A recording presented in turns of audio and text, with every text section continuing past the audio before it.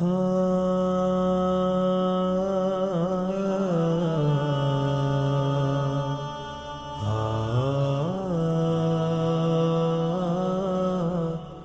اللہ الرحمن الرحیم۔ ناظرین السلام علیکم، میں ہوں آپ کا میزبان ذیشان علی۔ موقع ہے ماہ صیام، ماہ مبارک رمضان، جو اپنی تمام تر عظمتوں، رحمتوں، برکتوں کے ساتھ ہمارے درمیان ہے، اور یہ تاریخ منسوب ہے وفات جناب خدیجہ سلام اللہ علیہا سے۔ ہم اپنے تمام ناظرین کی خدمت میں اس عظیم موقع پر تعزیت پیش کرتے ہیں۔ ناظرین، جناب خدیجہ سلام اللہ علیہا کے والد کا نام جناب خویلد اور دادا کا نام جناب اسد ہے۔ آپ کا خاندان قریش کے شریف خاندانوں میں شمار ہوتا ہے، اور جناب خدیجہ سلام اللہ علیہا کے سلسلہ نسب کی صحیح ہونے میں ذرہ برابر بھی کسی کو کوئی شک نہیں ہونا چاہیے۔ جناب خدیجہ سلام اللہ علیہا کے سلسلہ نسب میں جہاں دادا اور پردادا کے ناموں کا سلسلہ عدنان تک پہنچتا ہے، وہاں دادیوں کے نام بھی موجود ہیں، اور یہی نہیں بلکہ ان کی نانیوں کے نام بھی تواتر اور ترتیب کے ساتھ موجود ہیں۔ جناب خدیجہ سلام اللہ علیہا کی والدہ جناب فاطمہ کا نسب بھی اسی طریقے سے مشہور ہے، اور اس میں کوئی شک و شبہ نہیں ہے کہ یہ دونوں سلسلے چند پشتوں کے بعد ایک ہو جاتے ہیں۔ اور اسی طرح حضرت محمد مصطفیٰ صلی اللہ علیہ وآلہ وسلم کا بھی نسب ہے۔ ان شجروں کے انساب کی روشنی میں حضرت محمد مصطفیٰ صلی اللہ علیہ وآلہ وسلم اور جناب خدیجہ سلام اللہ علیہا کے سلسلے میں واضح ہو جاتا ہے کہ یہ دونوں ذات بابرکت ایک ہی نسب سے تھی۔ جناب قصہ، جو حضرت خدیجہ کے پردادا تھے اور رسول اسلام صلی اللہ علیہ وآلہ وسلم کے جد اعلیٰ، حضرت خدیجہ سلام اللہ علیہا ہجرت سے 68 سال قبل مکہ میں ایک شریف گھرانے میں پیدا ہوئیں۔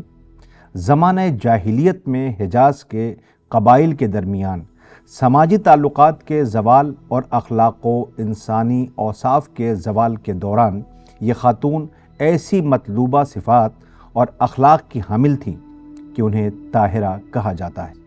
جب پورے جزیرہ نما عرب میں حضرت خدیجہ سے زیادہ دولت مند کوئی دوسرا نہ تھا، تو خدیجہ کی پاکیزگی، سخاوت اور حسن سلوک کی شہرت اس مقام پر پہنچی کہ آپ کو ملکہ عرب کہا جانے لگا۔ جناب خدیجہ سلام اللہ علیہا بہت ہی مہربان و با اخلاق اور نیک سیرت خاتون ہیں۔ وہ بہت مہمان نواز، باوقار شخصیت کی مالک بلکہ ملکہ، بہت ہی مذہبی اور دینی معاملات میں نہ تھکنے والی خاتون۔ وہ سب سے پہلی خاتون ہیں جنہوں نے اسلام قبول کیا اور پیغمبر اکرم صلی اللہ علیہ وآلہ وسلم کی اقتداء میں نماز جماعت پڑھی۔ یہ وہ عظیم خاتون ہیں کہ جنہوں نے اپنے مال کو اسلام کی راہ میں خرچ کر کے رسول اکرم صلی اللہ علیہ وآلہ وسلم کی مشن کو آگے بڑھایا۔ ایک قول کی بنا پر تاریخ میں بہت سے بزرگ یہ کہتے ہوئے نظر آتے ہیں کہ اسلام کے اعلان سے پہلے معاشرے میں حضرت خدیجہ یعنی ملکۃ العرب کو طاہرہ، مبارکہ اور عورتوں کی سردار کہا جاتا تھا۔ یہ وہ تنہا ذات ہے کہ جو منجی کی منتظر تھی۔ وہ اپنے زمانے کے علماء سے پوچھتی رہتی تھی کہ نبوت پیغمبر کی علامت کیا ہیں۔ جب نبوت کی تمام علامتوں کو پیغمبر اکرم صلی اللہ علیہ وآلہ وسلم کے اندر دیکھ لیا تو آپ فوراً پیغمبر آخر الزماں سے ملحق ہو گئی، اور آخری نفس تک پیغمبر اکرم صلی اللہ علیہ وآلہ وسلم کے رکاب میں ثابت قدم رہیں اور کسی بھی اثار و قربانی سے دریغ نہیں کیا۔ آپ نے پیغمبر اکرم صلی اللہ علیہ وآلہ وسلم کے سلسلے میں جو اشعار کہے وہ بہت ہی خوبصورت اور عشق و محبت سے لبریز ہیں، جس کا ایک مفہوم یہ ہے کہ پوری دنیا کے مال و دولت رکھتی ہوں اور پوری دنیا کی حکومت ہاتھ میں ہوتی، تب بھی آپ کے مقابلے میں کچھ نہ تھا۔ آپ کے مقابلے میں مال اور حکومت کی کوئی قدر و قیمت نہیں ہے۔ جناب خدیجۃ الکبریٰ کے پاس جو کچھ تھا انہوں نے اسلام کے راستے میں قربان کر دیا، اور اس پیغمبر اکرم صلی اللہ علیہ وآلہ وسلم کے قدموں میں یہ ساری دولت رکھ دیا۔ ابن اسحاق 8ویں صدی کے قدیم ترین سیرت نگار ہیں، جن کی مشہور کتاب سیرت رسول، سیرت ابن اسحاق کے نام سے مشہور ہے۔ وہ جناب خدیجۃ الکبریٰ کی فضیلت میں کچھ اس طرح بیان کرتے ہیں کہ ملکۃ العرب جناب خدیجۃ الکبریٰ پیغمبر اکرم صلی اللہ علیہ وآلہ وسلم کی سچی اور وفادار ساتھی تھی۔ جب جناب خدیجہ اور ابو طالب رحلت فرما گئے تو ساری مصیبتوں نے پیغمبر اکرم صلی اللہ علیہ وآلہ وسلم کو گھیر لیا۔ انہوں نے اپنا پورا مال و دولت اسلام کی نصرت اور پیغمبر اکرم صلی اللہ علیہ وآلہ وسلم پر قربان کر دیا۔ آپ نے اسلام کی ترویج اور ارتقاء کے لیے کوئی بھی موقع اپنے ہاتھ سے نکلنے نہ دیا۔ حضرت خدیجہ الکبریٰ ہم سب کے لیے، خصوصاً ثروت مندوں کے لیے نمونۂ عمل ہیں۔ ابن الجوزی جو اہل سنت کے بہت بڑے عالم دین ہیں، وہ یہ کہتے ہیں کہ خدیجہ الکبریٰ باشعور و پاکیزہ طبیعت کی حامل خاتون اور روحانیت کا شوق رکھنے والی یہ ہستی، جس کی خصوصیت میں سچائی، نیکی، جدت پسندی، کمال سے محبت اور ترقی کی وہ پیشرفت شامل تھی کہ ان کی مادی دولت سے زیادہ اہم ان کی بے پناہ روحانی دولت تھی۔ قریش کے بزرگوں اور رئیسوں کی درخواست کو رد کر کے اور رسول خدا صلی اللہ علیہ وآلہ وسلم کو اپنے شوہر کے طور پر منتخب کر کے آخرت کی سعادت اور جنت کی ابدی نعمتوں سے لطف اندوز ہونے کی ضمانت کے ساتھ مادی دولت سے لطف اندوز ہونے کی نعمت کو مکمل کیا اور اپنی حکمت کا اظہار سب پر کر دیا۔ اس نعمت کو حاصل کرنے کے لیے وہ پہلے مسلمان اور سب سے پہلے رسول خدا صلی اللہ علیہ وآلہ وسلم کو تسلیم کرنے والی بن گئی اور آپ کے ساتھ پہلی نماز ادا کی۔ پیغمبر اکرم صلی اللہ علیہ وآلہ وسلم جناب خدیجہ الکبریٰ کی شان اور منزلت کے سلسلے میں فرماتے ہیں کہ جنت کی افضل اور بہترین عورتوں میں خدیجہ بنت خویلد، فاطمہ بنت محمد، مریم بنت عمران اور آسیہ بنت مزاحم ہیں۔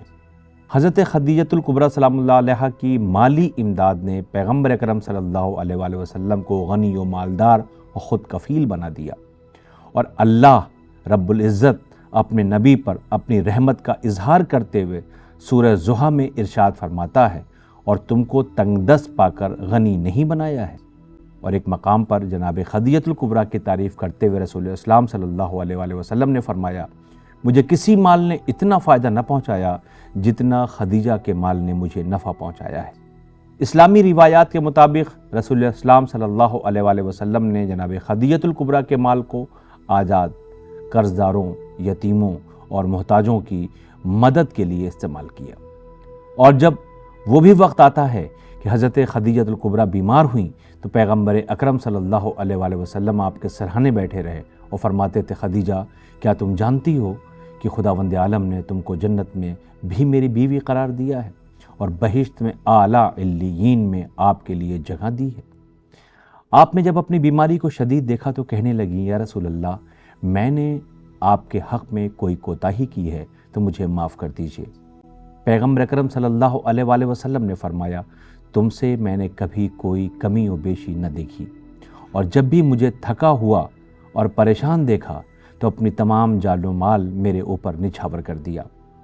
حضرت خدیجہ الکبریٰ نے عرض کیا، یا رسول اللہ، حضرت فاطمہ زہرا کا بہت خیال رکھیے گا، چونکہ یہ میرے بعد یتیم، غریب اور تنہا ہو جائے گی، بس خدا نہ کرے کہ قریشی عورتوں کی طرف سے اسے کوئی اذیت و تکلیف پہنچے۔ اور اس کے بعد جناب خدیجہ الکبریٰ کی روح قفس عنصری سے پرواز کر گئی۔ پیغمبر اکرم صلی اللہ علیہ وآلہ وسلم نے خود حضرت خدیجہ کے غسل و کفن کی ذمہ داری لی اور خود پیغمبر اکرم صلی اللہ علیہ وآلہ وسلم نے انجام دیا، اور حضرت جبریل امین بھی بہشت سے ایک کفن لائے اور کہا، یا رسول اللہ، خداوند عالم نے آپ کو سلام کہا ہے اور فرمایا ہے کہ حضرت خدیجہ نے اپنے مال کو میری راہ میں خرچ کیا ہے، اس لیے ان کے کفن کی ذمہ داری بھی میرے لیے۔ مالک حقیقی سے دعا ہے کہ پروردگار عالم ہمیں بھی اپنی دی ہوئی دولت و قوت کو خالق کی راہ میں خرچ کرنے کی توفیق عطا فرمائے، آمین الہی آمین۔ تو ناظرین، آج کے لیے بس اتنا ہی۔ اس ماہ صیام، اس ماہ مبارک رمضان میں ہمیں اور ہماری ٹیم کو ضرور یاد رکھیے گا۔ التماس دعا، خدا حافظ۔